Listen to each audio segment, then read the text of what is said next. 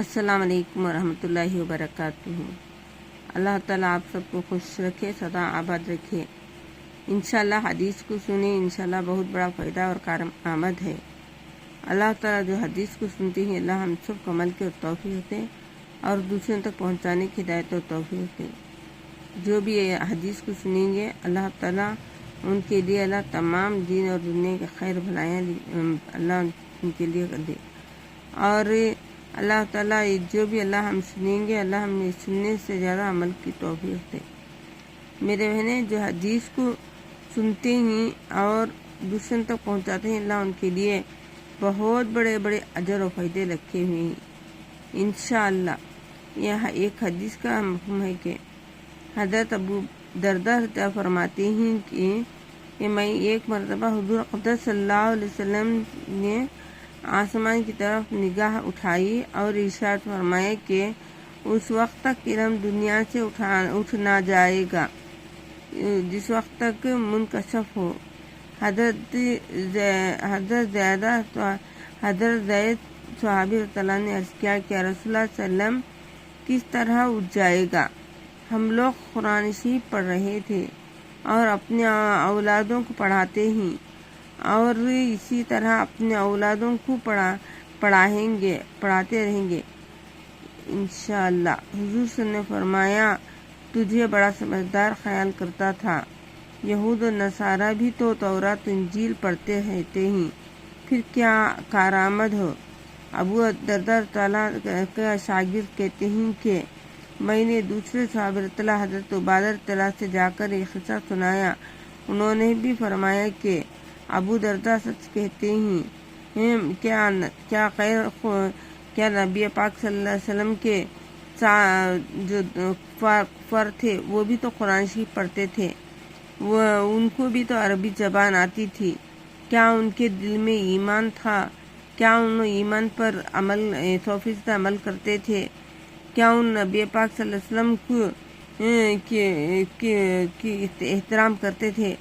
اسی طرح جو بھی ہو اللہ کا بندہ، اسے دل میں سب سے پہلے اللہ اور اللہ کی محبت آ جانا، اسی کا ہی ایمان پختہ ہوتا ہے۔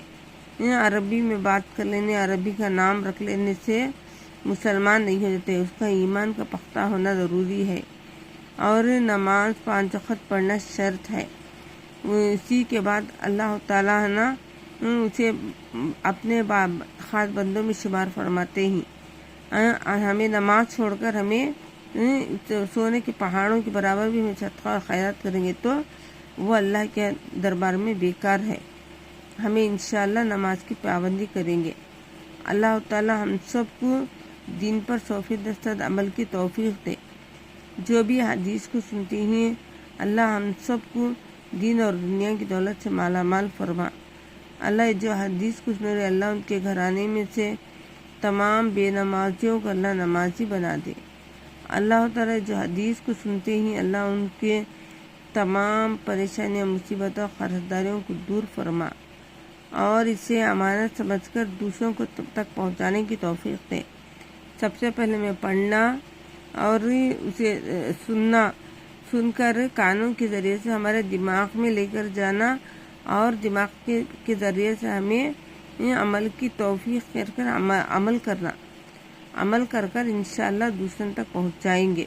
تبھی یہ اللہ کی چھوٹی سی چھوٹی حدیث کیوں نہ ہو، اس پر عمل کریں گے تو انشاءاللہ اس میں بہت بڑا فائدہ ہے۔ جو ہمیں سن لے، ہمیں اس پر عمل نہ کرے تو ہمارا ہی نقصان ہے۔ انشاءاللہ اسے پورا دیکھیے، اللہ تعالیٰ آپ کو سدا خوش رکھے اور دوسروں تک امانت سمجھ کر پہنچائیے۔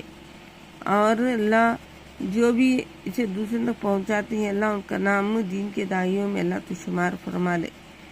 اور جو بھی یہ سنیں گے، اللہ ان کے دل میں اللہ کی محبت آ جائے گی تو اللہ تعالیٰ آپ کو بھی اس میں جو اجر عظیم رکھے ہوئے ہیں۔ جو اس کے سننے اور پڑھنے والوں میں ان کو دیتے ہیں، اللہ وہ دوسروں تک پہنچا کر جب تک عمل کرتے رہیں گے، آپ کے نام عمل میں بھی انشاءاللہ اللہ تعالیٰ اس کا اجر دیتے رہیں گے۔ انشاءاللہ ہمارے گھر میں اللہ کا دین زندہ ہو جائے، سنت والا ماحول ہماری زندگی میں آ جائے انشاءاللہ ہمارے بچے، ہمارا خاندان والے سب، ہم سب ایک جدوجہد کوشش میں اللہ کی مان کے میں زندگی گزارنے کی توفیق ہو جائے انشاءاللہ۔ اللہ تعالیٰ ہم سب کو سننے سے زیادہ عمل کی توفیق عطا فرما، انشاءاللہ دوسروں تک پہنچانے کی توفیق دے، اور اللہ ہمیں دوسروں تک پہنچانا ہمارا کام ہے۔ اللہ آپ کی دین کی بات کر کے دوسروں تک پہنچانا ہمارا کام ہے، اور اللہ تعالیٰ دین پر 100% عمل کی توفیق دینا اللہ آپ کا کام ہے انشاءاللہ۔ اللہ ہمارے حیثیت کے مطابق اللہ تعالیٰ ہمیں دعائیں مانگ رہے کوشش کر رہے ہیں، اللہ آپ کے شان نشان کے مطابق ہمیں تمام دین پر بھی عمل کرنے کی توفیق دے، آخرت کی دولت سے مالا مال فرمائے انشاءاللہ، آمین۔